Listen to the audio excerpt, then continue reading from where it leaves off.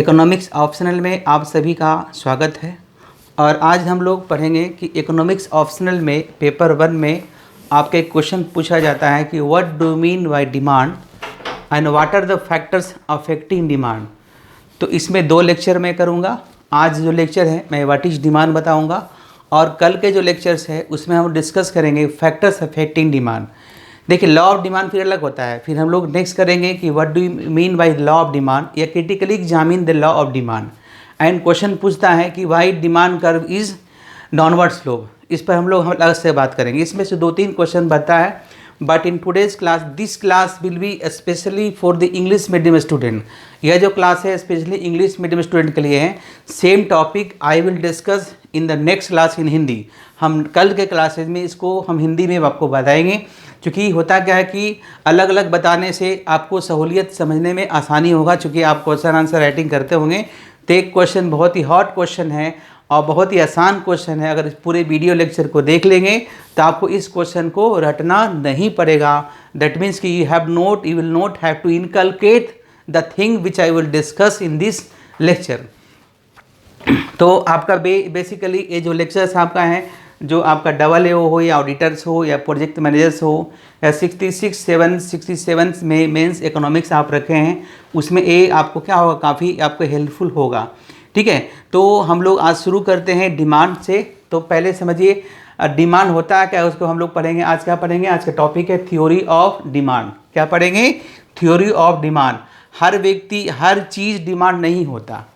जो भी चीज़ मार्केट में दिखता है हर चीज़ डिमांड नहीं होता। एक लाइन में समझिए डिमांड किसे कहते हैं। तो अगर आपसे कोई पूछे कि जब demand refers to quantity purchase from the market at a certain price at a fix price in a certain period of time. एक निश्चित समय अवधि में किसी निश्चित प्राइस पर अगर वस्तु को खरीद ली जाती है तो उसे डिमांड कहते हैं। या demand equal to quantity purchase by the consumer. जब किसी वस्तु को बाजार से सामान खरीद लिया जाता है तब उसे हम लोग क्या कहते हैं? डिमांड कहते हैं। डिमांड मीन्स क्या? डिमांड मीन्स इक्वल है ना, demand equal to quantity purchase from the market. जब मार्केट से डिमांड परचेज कर लिया गया तब उसी को हम लोग डिमांड कहते हैं। तो हर व्यक्ति की बहुत सारी इच्छाएं होती हैं और हर इच्छा वो पूर्ति नहीं होती है। तो देखिए बेसिकली होता क्या है, पहले आप समझ लीजिए कि जो डिमांड और सप्लाई का जो कंसेप्ट है एडम स्मिथ साहब ने दिया था। एडम स्मिथ को हम लोग father of modern micro economics कहते हैं, जिन्होंने अर्थशास्त्र को एक अलग तरीके से पढ़ने की बात कही थी। बिकॉज देखिए एडम स्मिथ के पहले जो इकोनॉमिक्स है उसको हम लोग पॉलिटिकल इकोनॉमिक्स के रूप में जानते थे। Adam Smith was the first economics who separated the political economics into politics and economics and develop economics as a separate subject. इसमें ने बहुत सारी बातें कही थी। एडम स्मिथ पहले व्यक्ति थे जो मार्केट इकोनॉमी की बात करते हैं। मार्केट इकोनॉमी की बात करते हैं मतलब कि प्राइस का जो डिटर्मिनेशन होगा वो मार्केट में डिमांड और सप्लाई के आधार पे होगा, है ना। मार्केट में डिमांड और सप्लाई के आधार पे होगा, ना कि आपका सरकार तय करेगी, ना कि आपकी राजा तय करेगी। ये पहले व्यक्ति थे और इनकी बातों को लोगों ने मानी और इनकी बातों को अमेरिका ने भरपूर मांगी। वैसे बच्चे अक्सर कंफ्यूज रहते हैं कि डिमांड थ्योरी तो मार्शल साहब दिए थे। मार्शल साहब ने डिमांड को एक सिस्टमेटिक तरीके से एक्सप्लेन किए, लेकिन जो डिमांड और सप्लाई का जो कंसेप्ट है वो किन्होंने दिया था? वो आपका एडम स्मिथ दिए थे। तो इसके बारे में हम देखेंगे।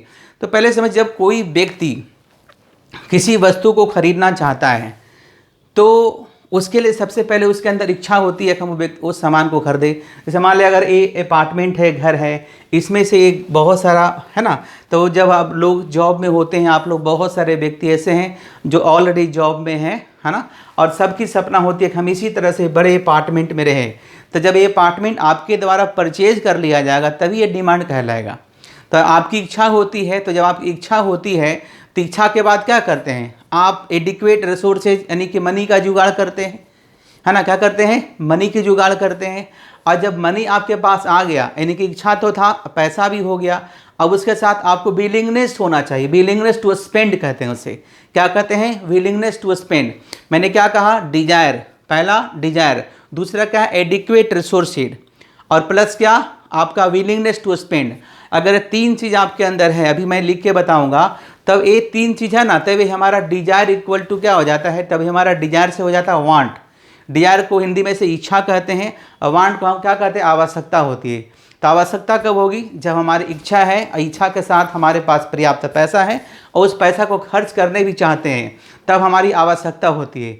जब आप जॉब में होते हैं, कोई लोग बैंक में हैं, कोई कस्टम में है, कोई आपका रेलवे में है, जो इस एग्जामिनेशन की तैयारी कर रहे हैं, क्योंकि बहुत लोगों का सपना है कि हम बीपीएससी क्वालिफाई करके अच्छे अधिकारी बने, अच्छे पोस्ट पे जाएं। तो आप भी अपने फैमिली के साथ सोचते होंगे कि मेरे पास भी एक घर हो, एक मकान हो। जैसे देखिए ना, हर व्यक्ति की इच्छा होती है ना, क्या इच्छा होती है कि फ्रिज हो, कोई कार की इच्छा रखते हैं, कोई एसी की इच्छा रखते हैं, कोई सोफ़ा की इच्छा रखते हैं, कोई मोबाइल की इच्छा रखते हैं। तो पहले किसी चीज़ को खरीदने के पहले हम इच्छा ही रखते हैं। अब जब हमारा इच्छा हो जाती है, देखिए थोड़ा सा देखिए, समझ रहे हैं, देखिए इच्छा हमारा, जब अभी आप बहुत सारे पढ़ रहे हैं तो सोचते होंगे कि भाई काश मेरे पास फ्रिज हो जाता, या फिर जब आपको नौकरी लगती है तो आपकी इच्छा क्या होती है, आपकी इच्छा आवश्यकता में बदल जाती है, क्योंकि नौकरी लगने के बाद आपकी इच्छा के साथ आपके पास पर्याप्त धन भी हो जाता है और उस धन को खर्च करना भी चाहते हैं, है ना, क्या करना चाहते हैं, खर्च भी करना चाहते हैं। तो इसी चीज़ को पहले लिख के समझते हैं, उसके बाद फिर हम लोग बोर्ड पे आएंगे। देखिए बोर्ड पे आ जाते हैं और हम लोग इसे समझने का प्रयास करते हैं।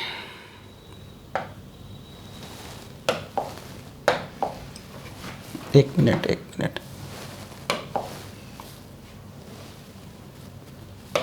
ठीक, देखिए जैसे कि सबसे पहले आपने डिजायर किया कि हमें कोई सामान खरीदना है। जब आपकी डिजायर होती है तब आप क्या करते हैं, पर्याप्त संसाधन जुगाड़ करते हैं, जिसे हम लोग कहते हैं एडिक्वेट रिसोर्सेज, है ना, क्या कहते हैं, एडिक्वेट रिसोर्सेज। जब आपके पास एडिक्वेट रिसोर्सेज हो जाती है तब क्या करते हैं, तब आप जो है उस पैसे को अगर खर्च करना चाहते हैं, ऐसे उसको कहते हैं विलिंगनेस टू स्पेंड, यानी कि इसको हिंदी में कहते हैं खर्च करने की तत्परता। अगर ये तीन चीज़ आपके पास है, ये तीन चीज़ आपके पास है, तब ये डिजायर क्या हो गई, ये आपकी आवश्यकता में बदली, इसको हम लोग वांट कहते हैं। क्या कहते हैं, वांट्स कहते हैं। ये आपकी आवश्यकता होगी। अब देखिए आपके पास इच्छा थी, अब आप पैसा भी आपके पास हो गया, पर्याप्त धन भी हो गया, अब उसे खर्च करना भी चाहते हैं। तब इस आवश्यकता को लेके कहाँ जाते हैं, बाज़ार में जाते हैं और क्या देखते हैं, प्राइस देखते हैं, है ना, क्या देखते हैं, प्राइस देखते हैं। अब प्राइस के बाद क्या देखते हैं, टाइम देखते हैं, है ना, यानी कि ए वांट है और wants plus price plus time, अगर ये चीज़ हो गया तब ये हमारा क्या हो गया, डिमांड हो गया। यानी कि डिमांड क्या हुआ, demand is the quantity purchase from the market at a certain price of the commodity in a certain period of time. यदि एक निश्चित समय अवधि में निश्चित प्राइस पर किसी वस्तु को मार्केट से खरीद लिया जाता है, तब उसे हम लोग क्या कहते हैं, तब उसे हम लोग डिमांड कहते हैं। क्लियर। तो बेसिकली डिमांड का कितना कंपोनेंट है, बेसिकली जब आप लोग पीटी का भी एग्जाम देते हैं, बहुत सारे एग्जामिनेशन देते हैं, डिमांड के बारे में क्वेश्चन पूछी जाती है। तो डिमांड में कितना कंपोनेंट है, तो सबसे पहले डिजायर, मार्शल साहब कहते हैं डिजायर, अगर हमारे पास एडिक्वेट रिसोर्सेज है, विलिंगनेस टू स्पेंड है, plus price plus time equal to demand. Demand का कितना कंपोनेंट है, 5 कंपोनेंट है। अगर ये 5 फुलफिल होता है तभी हमारा डिमांड होगा, है ना। जैसे मैंने क्या कहा था, हर व्यक्ति के पास इच्छा होती है कि हम एयर कंडीशन रूम में रहें, नो डाउट। हर व्यक्ति, अब एसी हो जाता है तो इच्छा क्या होती है, कभी एक इच्छा पूर्ति होती है, दूसरा इच्छा हो जाती है। मनुष्य का कभी कोई इच्छा एकदम भरपूर पूर्ण वाला नहीं है, क्योंकि मनुष्य का नेचर है स्वार्थी। मैंने पहले क्लास में बताया था, हम लोग समाजशास्त्र में पढ़ते हैं मनुष्य एक सामाजिक प्राणी है, और इकोनॉमिक्स में पढ़ते हैं मनुष्य एक स्वार्थी प्राणी है। हमारी एक इच्छा पूर्ति होती है, दूसरा इच्छा ऑटोमेटिकली क्रॉप अप हो जाता है, ऑटोमेटिकली जग जाता है ना। ये हमारा जीन का करामत है। तो किसी के पास फ्रिज की इच्छा है, किसी के पास एसी का, किसी के पास कार का, किसी के पास मोबाइल का। तो हर इस इच्छा को पूर्ति करने के लिए हम क्या करते हैं, इकोनॉमिक एक्टिविटीज़ करते हैं, उससे पैसा जुगाड़ करते हैं, और जब हमारे पैसा हो गया तो उसको खर्च करने की तत्परता रखते हैं।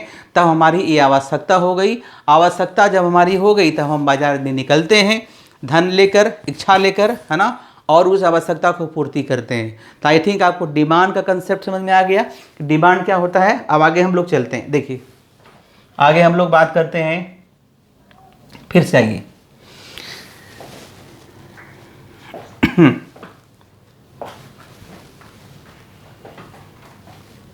चलिए हम लोग फिर से बात करें।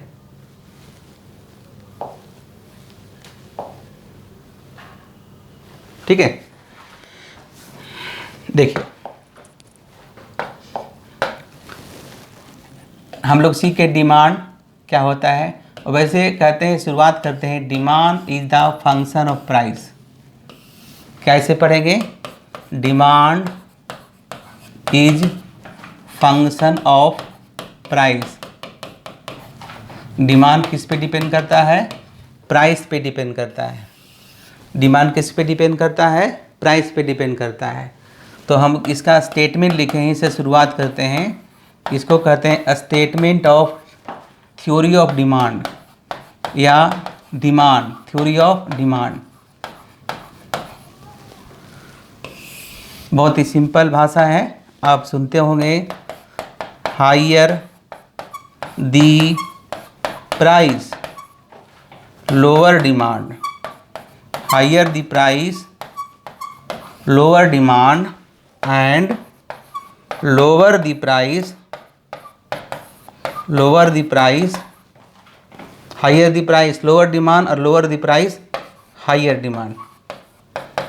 इसका मतलब है कि बाज़ार में जब वस्तु की प्राइस कम होती है तो डिमांड अधिक होती है, और जब वस्तु की प्राइस कम होती है तो डिमांड अधिक होती है, और ज़्यादा होती है तो कम होती है। मतलब प्राइस और डिमांड में हमारा इन्वर्स रिलेशन होता है। इसी को हम लोग देखेंगे। तो क्वेश्चन मैंने क्या कहा था कि डिमांड क्या है, डिमांड से आप क्या समझते हैं, और डिमांड को प्रभावित करने वाले तत्वों का वर्णन करें। मैंने कहा था शुरू में कि what do mean by demand and explain the factors affecting demand. तो इसको हम लोग देखिए समझ गए कि हमारा बेसिकली डिमांड का कंसेप्ट क्या है। तो higher the price lower demand, lower the price higher demand, normal situation में, है ना। क्या है? नॉर्मल सिचुएशन में। तो इसको हम लोग एक एक चीज़ करके इसके अंदर के क्या बातें हैं उसको देखेंगे, क्या हमें लिखना है। देखिए इस तरह का क्वेश्चन पटना यूनिवर्सिटी में बहुत बार पूछे जाते हैं कि what do mean by demand, या what do mean by individual demand and market demand schedule and curve. इस तरह से पूछा जाता है क्वेश्चन। तो एक क्वेश्चन बहुत ही आपका बहुत बार क्वेश्चन पूछा गया है और एक्सपेक्टेड क्वेश्चन है कि पूछा जा सकता है। तो इस पर हम लोग डिस्कशन करेंगे। चलिए हम लोग आगे बात करते हैं।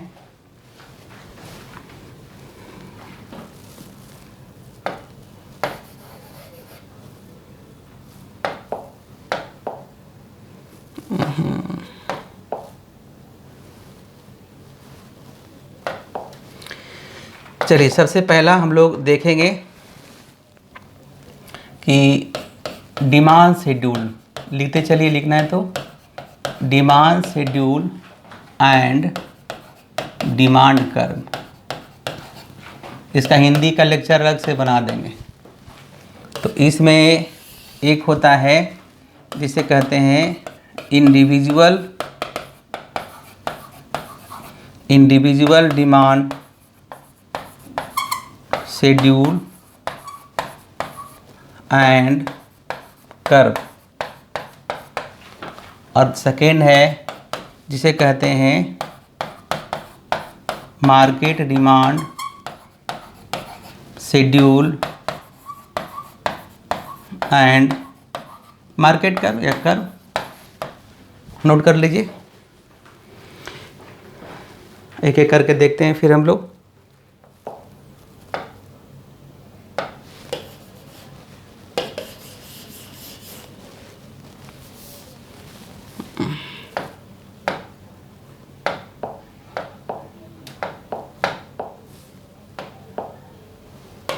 देखिए अब आइए हम लोग पहले समझते हैं। बहुत ही आसान है। देखिए इंडिविजुअल डिमांड शेड्यूल, शेड्यूल मतलब टेबल होता है। इंडिविजुअल डिमांड शेड्यूल, तो जैसे देखिए ये आपका एक तरफ प्राइस है, एक तरफ हम प्राइस लेते हैं, एक तरफ क्वांटिटी डिमांड लेते हैं। मतलब प्राइस 10 है, 8 है, 6 है, 4 है, 2 है, डिमांड 5 है, 10 है, 15 है, 20 है और 25 है। क्लियर? तो हम देख रहे हैं हाइयर द प्राइस, एक हाइपोथेटिकल टेबल है, इसको आप अलग तरीके से बना सकते हैं। Higher the price lower demand, lower the price higher demand, lower the price high demand. जैसे जैसे प्राइस घट रहा है, as the price of the commodity decreases quantity demanded increases. तो हमारा एक वेरिएबल घट रहा है तो दूसरा बढ़ रहा है, तो दोनों के बीच में रिलेशन कैसा है? इन्वर्स रिलेशन है या हमारा नेगेटिव रिलेशन है। इसके बाद जब हम लोग इलास्टिसिटी डिमांड पढ़ाएंगे, या इलास्टिसिटी डिमांड का पहले लेक्चर में अपलोड कर दिया हूँ उसमें देखिएगा, तो मैंने बताया था कि नेगेटिव कैसे होता है, मैंने उसको प्रूव भी किया था। क्लियर? तो देख लिया यहाँ पे, तो हम इसको लिखेंगे कैसे। देखिए पहले ये जो प्राइस और डिमांड का एक ऐसा किस भाषा में लिखा हुआ है, तो इसको हम लोग कहते हैं टेबुलर स्टेटमेंट। क्या कहते हैं? Tabular statement. दोनों में रिलेशन कैसा है? आपका इन्वर्स रिलेशन है। कैसा रिलेशन है? इन्वर्स रिलेशन या नेगेटिव रिलेशन है। तो इसको अगर लिखा ना होगा कि मीनिंग्स ऑफ, क्या लिखना होगा? मीनिंग्स लिखना होगा। अगर लिखना होगा meaning of individual demand schedule, meaning of individual demand schedule, तो क्या लिखेंगे? देखिए हम समझा देते हैं, फिर लिख भी लीजिएगा। N individual demand schedule is tabular statement of price and quantity demand which shows that there is an inverse relationship between price and quantity demand। फिर से देखिए, an individual demand schedule is tabular statement। कैसा statement है? Tabular statement है of price and quantity demand which shows that there is an inverse relationship between price and quantity demand। इसको लिख लीजिएगा। फिर से बोल देता हूँ, an individual demand schedule is tabular statement of price and quantity demand which shows that there is an inverse relationship between price and quantity demand। तो इसको मीनिंग में इसको लिख लीजिएगा। क्लियर? बहुत ही सिंपल है। अब इसी को ग्राफ बना देना है, कुछ करना नहीं है। तो ग्राफ बनाने के लिए क्या करेंगे? बहुत ही सिंपल है। यहाँ हम लोग प्राइस लेते हैं, यहाँ हम लोग क्वांटिटी डिमांड लेते हैं। तो प्राइस आपका दिया हुआ जो है 2 है, 4 है, 6 है, 8 है, 10 है, और इधर क्या है? तो 5, 10 इस तरह से करके है। तो बहुत ही सिंपल है, 2, 4, 6, 8, 10, और यहाँ पे 5 है, 10 है, 15 है, 20 है और 25 है। क्लियर? तो देखिए अब क्या है कि जब 10 है, तो प्राइस 10 है, डिमांड कितना है? 5 का है। तो आप इसको इस तरीके से बना सकते हैं। बहुत ही सिंपल ग्राफ है। फिर आपका प्राइस 8 है, तो डिमांड हमारा 10 हो जाता है, डिमांड हमारा बढ़ जाता है। फिर उसी तरह 6 है, तो देखिए फिर हमारा डिमांड बढ़ा, प्राइस क्या हुआ? घटा, प्राइस घटा, डिमांड बढ़ा, प्राइस घटा, डिमांड बढ़ा। तो इसका ग्राफ जो है एकदम बहुत ही सिंपल बनेगा। ग्राफ, इसका ग्राफ इस तरीके से आपका बनेगा,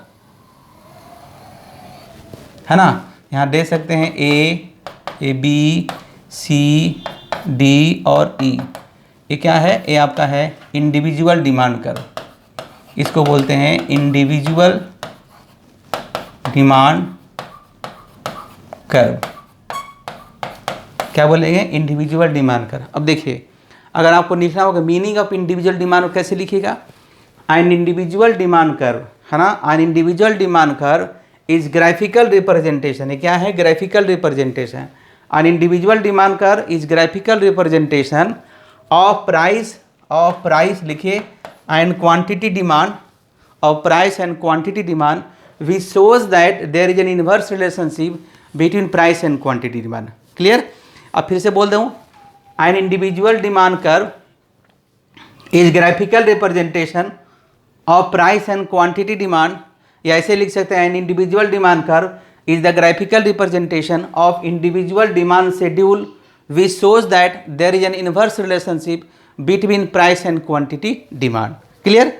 और क्या लिखेंगे? देखिए हमारा जो इंडिविजुअल डिमांड कर्व है, ये हमारा राइट है, ये हमारा लेफ्ट है। तो लिखेंगे an individual demand curve is downward slope which is left to right, है ना।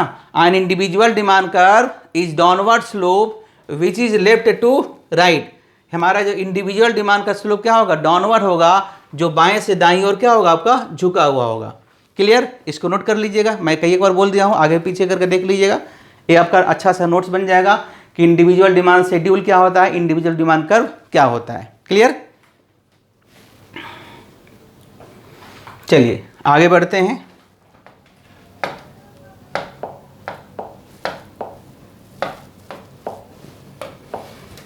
अब देखिए, अब आते हैं,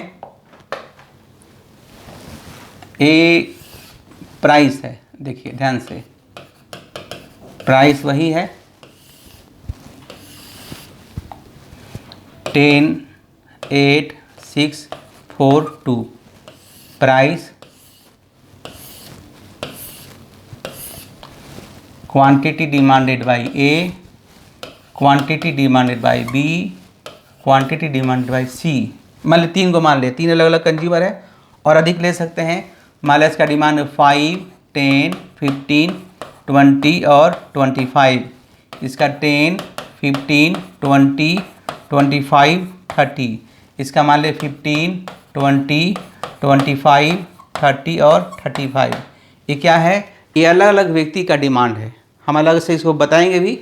अब ये क्या है देखिए, ये अगर निकालना हो मार्केट डिमांड तो क्या करेंगे, QA प्लस QB और प्लस QC। और ज़्यादा होता तो और जोड़ देते, ये तीनों को जोड़ देंगे तो हमें क्या मिल जाएगा, हमें मिल जाएगा मार्केट डिमांड शेड्यूल, है ना। अब लिख सकते हैं 5 यानी कि 10 और 15, 10 है और 15 है और 20 ऐसे जोड़ लीजिएगा तो देखिएगा कितना आएगा, 20 और 10 30, देखिएगा ये 45 आएगा, ये आपका 60 आएगा, ये आपका 75 आएगा, ये आपका 90 आएगा। देखिए रिलेशन वही रह गया, higher the price lower demand, lower the price higher demand, lower the price higher demand. लेकिन जब ग्राफ देखेंगे तो हम आपको बताएंगे आगे, ये क्लियर कब होगा, जब हम लोग इलास्टिसिटी डिमांड पढ़ेंगे तब क्लियर होगा। लेकिन फिर ही बता दें, जब इंडिविजुअल डिमांड कर्व है ना, तो इंडिविजुअल डिमांड कर्व इस तरह से होता है और मार्केट डिमांड कर्व हमारा ऐसा आएगा, बताएंगे निकाल के। तो इसको बोलते हैं स्टीपर, याद रखिएगा, है ना। क्या बोलते हैं? स्टीपर। तो हमारा इंडिविजुअल डिमांड कर्व स्टीपर होता है और मार्केट डिमांड कर्व क्या होगा, फ्लैटर होगा। फ्लैटर मतलब देखिए यहाँ पे क्या है, डिमांड आपका बढ़ेगा, है ना। तो यदि हमारा प्राइस वही है, डिमांड हमारा बढ़ता है, तो जाहिर सी बात है तीनों का जोड़ है। तो आगे हम प्रूफ करेंगे कि क्या दोनों में अंतर है, इंडिविजुअल डिमांड कर्व और मार्केट डिमांड कर्व में। चलिए ठीक है, तो इसको आप लिख लीजिए, आपका है मार्केट, इसको बोलते हैं मार्केट डिमांड शेड्यूल। क्या बोलेंगे? Market demand schedule. ठीक है, मार्केट डिमांड शेड्यूल। नीचे लिखे meanings of market demand schedule, meanings of market demand schedule. तो लिखिए market demand schedule, market demand schedule is the summation of individual demand schedule. Market demand schedule is summation of individual demand schedule, which shows that there is a negative or inverse relationship between price and quantity demand, between price and quantity demand, between price and quantity demand। Clear है? between price and quantity demand। चलिए इसको थोड़ा सा और हम लोग clear करते हैं इस तरह से। देखिए समझना आसान रहेगा, आप लोग पूरा क्लियर रहिए। मैंने क्या कहा, जैसे कि एक व्यक्ति है ना, एक दूसरा व्यक्ति है और ये तीसरा व्यक्ति है, ये तीनों के जोड़कर हमारा क्या आया, है ना। ये तीनों को जोड़कर हमारा ए वाला एक आएगा, मार्केट वाला आएगा, है ना। आप इसको घर पे अलग से बनाइएगा, ज़्यादा क्लियर होगा। जैसे ए आपका है, 2 वो है, 3 है और फिर आपका एक ये हमारा जो मार्केट वाला है वो बनेगा। तो सब में देखिएगा ये पी है ना, ये पी है, ये आपका क्यू ए है, ए बी पी है, ए क्यू बी है, ये पी है, ये क्यू सी है और ये पी है, ये हमारा एम डी है। एम डी मतलब मार्केट डिमांड, जिसको Q A plus Q B और प्लस क्यू सी कहते हैं। इसको ऊपर में लिख लीजिएगा, demand schedule of A, demand schedule of B, demand schedule of C. Clear? Demand schedule of A, demand schedule of B, demand schedule of C. अब इसमें देखिए प्राइस भी वही है 10,8,642, 10,8,642, प्राइस में कोई अंतर नहीं है, 42, 10,8,642। अब इसमें देखिए प्राइस मैंने कहा था 5 है, 10 है, 50 है, 20 है ना, इस तरह से बताए 25, इसमें 10 है, 15 है, 20 है, 25 है, 30 है, इसमें 15 है, 20 है, 25 है, 30 है और 35 है। इस तीनों में जोड़ लीजिएगा, है ना, इसको इसको और इसको जोड़िएगा तो 30 आएगा, 45 आएगा, 60 आएगा, 75 आएगा, 90 आएगा। क्लियर? उसके बाद देखिए इसके नीचे एक डायग्राम बनाइए, इसके नीचे एक डायग्राम बनाइए, बन जाएगा। इसके नीचे एक डायग्राम बनाइए और फिर इसके नीचे भी एक डायग्राम बनाइए। ए वाला जो एरिया है ना, जैसे ए लेते हैं मान लो 5, 10 इस तरह से करके लेते हैं, तो सब 5 का डिस्टेंस कर लीजिएगा सब। तो प्राइस भी देखिए वही है 2, 4, 6, 8, 10, 2, 4, 6, 8, 10, 2, 4, 6, 8, 10, 2, 4, 6, 8, 10। अब आई थिंक ग्राफ बना लीजिएगा। ए वाई है, ए वाई है, ए वाई है, ए पी है, ए पी है, ए पी है, ए वाई है, पी मतलब प्राइस। यहाँ quantity demanded by A, quantity demanded by B, quantity demand by C. यहाँ आपका मार्केट डिमांड हो गया। क्लियर? मार्केट डिमांड हो गया, ये सब जीरो है ना। लेते हैं मतलब इस तरह से लीजिएगा 5, 10, 50, 20, 25, तो 5, 10, 50, 20, 25, 30, तो पूरा डिस्टेंस लीजिएगा। तो ग्राफ देखिए आपका, ध्यान से बनाइए। ग्राफ एक ऐसा बनेगा, थोड़ा सा ऐसा होगा, थोड़ा सा ऐसा होगा, और ये पूरा आपका ऐसा हो जाएगा। ग्राफ क्या हो जाएगा? ग्राफ आपका पूरा इस तरीके से हो जाएगा।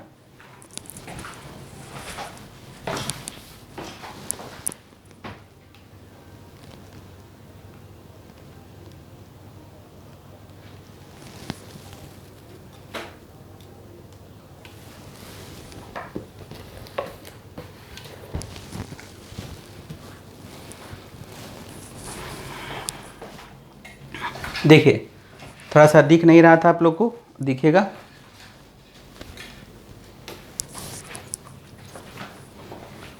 तो इसके ऊपर लिख लीजिए demand schedule of E, demand schedule of A, demand schedule of B, demand schedule of C. ऊपर में मार्केट डिमांड शेड्यूल है ना। तीनों का ग्राफ इस तरीके से बनेगा।